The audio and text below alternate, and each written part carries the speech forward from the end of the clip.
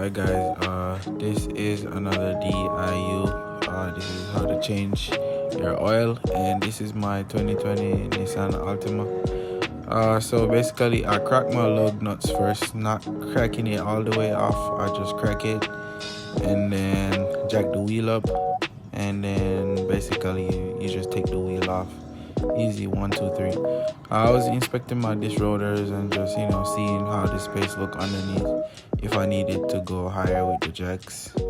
I wanted to go a little bit higher, so I did jack it up a little bit more. And then basically this is the clips that's underneath. It's easy. You just get a flathead and you just take it out. My flathead was at work, so I had to use that small one that I found. Gotta improvise.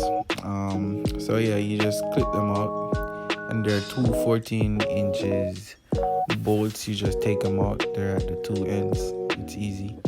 You just take it out and then you remove the plastic. It's about 8 or so clips basically. So there is the oil pan, and that's the oil filter right there. It's easy. I don't remember what socket that was. I think that was a 14 socket, and the one to pull the guard was 12. Yeah, I think so. I don't remember.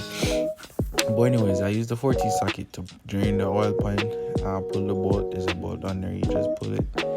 And my filter, it was easy to come off.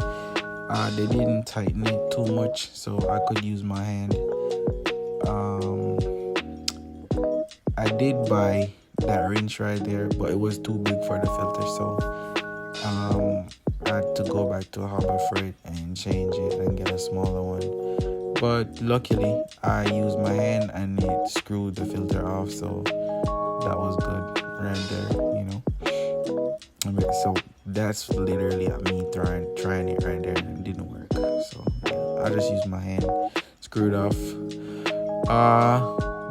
Basically when you're screwing it off, you just gotta take your time, because there's a shitload of oil just gonna pop out on you. So you gotta take your time and let it drain out. And when you're putting on a new filter now, you gotta make sure you grease it with the new oil.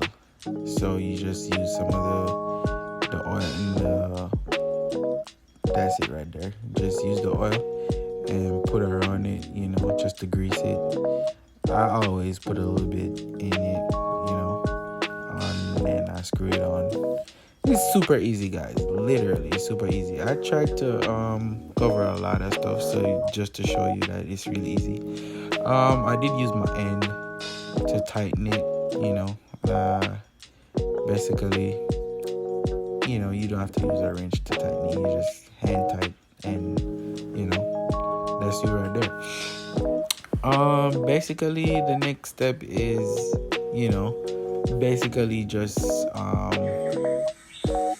putting the oil in. So that's my oil. My oil is really dirty. It's dirty. I made a 2-hour run last night to Kentucky.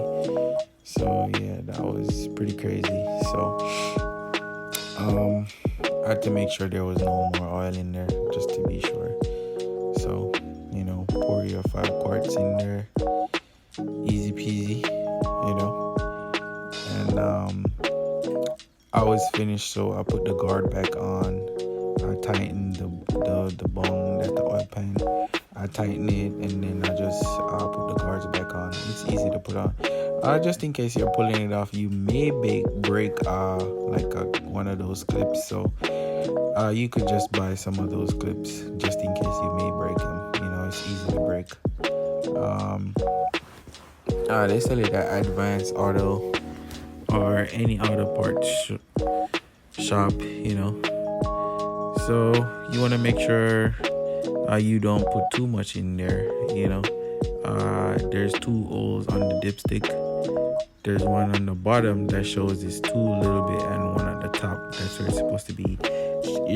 You really want it to be under the top one, not so much over it, but under it. And well, I just changed my air filter at the same time. It was easy too. Take out the old one, just put it back in. Just 2 clips on that air filter, so you ain't gotta worry about that. So these are some easy stuff you can do. You don't have to spend tons of money just to change your oil and oil filter, or even your air filter. You know,